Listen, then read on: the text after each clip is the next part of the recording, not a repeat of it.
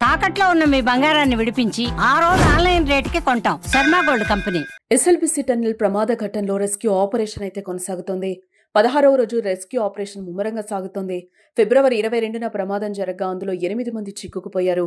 టన్నెల్లో గల్లంతైన వారిని గుర్తించడంలో తాజాగా కొంత పురోగతి లభించింది. ప్రమాదం జరిగిన 100 మీటర్ల దూరంలో D2 పాయింట్లో మనుషుల ఆనవాళ్లను కేరళ కేడ్వార్ డాగ్స్ స్క్వాడ్ గుర్తించినట్లుగా తెలిసింది. టీబీఎం మిషన్ ఎడమ పక్కన ఓ మృతదేహానికి సంబంధించిన చేయి కనిపించినట్లు తెలిసింది.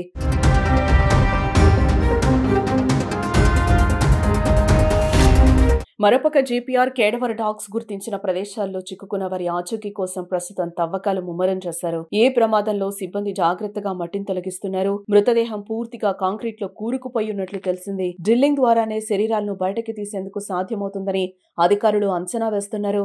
ఈ రెస్క్యూ ఆపరేషన్ లో 130 మంది నిపుణుల బృందం పాల్గొంది.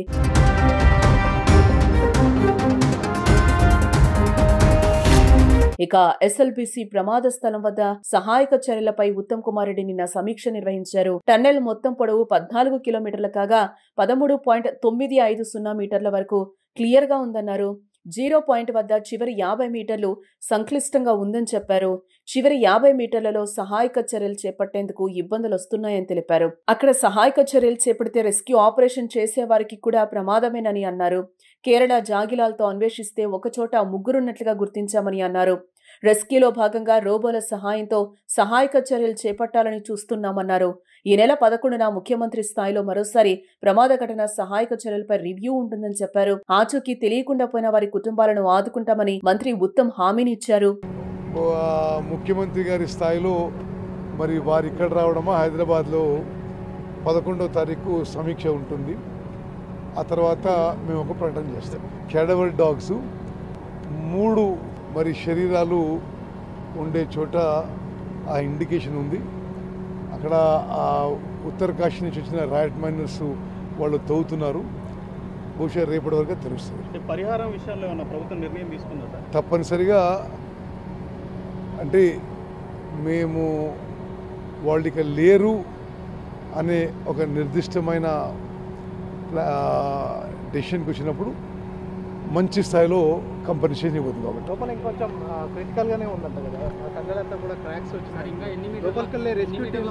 అంటే 50 ఇప్పుడు 14 కిలోమీటర్ టనల్ ఇది. 13 కిలోమీటర్ల 950 మీటర్ల వరకు ఇప్పుడు అంతా క్లియర్గా ఉంది.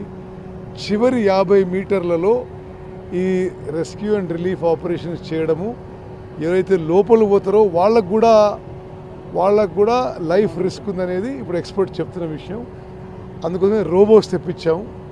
రేపటి నుంచి రోబోస్ కూడా పనిచేస్తాయి.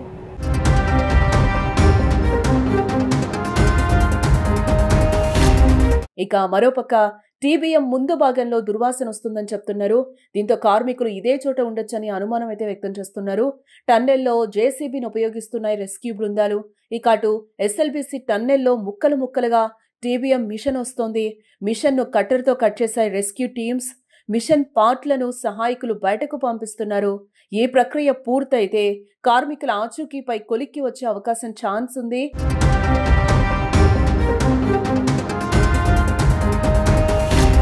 ఇదిలా ఉంటే ఎస్ఎల్బిసి టన్నెల్ వద్ద భయాందోళనకర పరిస్థితులైతే నెలకొన్నాయి. ఇప్పటికే టన్నెల్లో చిక్కుకున్న వారి కోసం 12 రెస్క్యూ టీంలు శ్రమిస్తున్నాయి. దాదాపుగా 1500 టన్నుల బరువు, 150 మీటర్ల పొడవున్న టన్నెల్ను తవ్వితే మట్టి రాళ్లు పడే ప్రమాదం ఉందని రెస్క్యూ టీంలు అంచనా వేస్తున్నాయి. ఇక పూర్తి స్థాయిలో టన్నెల్లో చిక్కుకున్న వారి ఆచూకీ లభ్యం కావాలంటే మరో 2 రోజులు టైం పట్టే ఛాన్స్ కనిపిస్తోంది.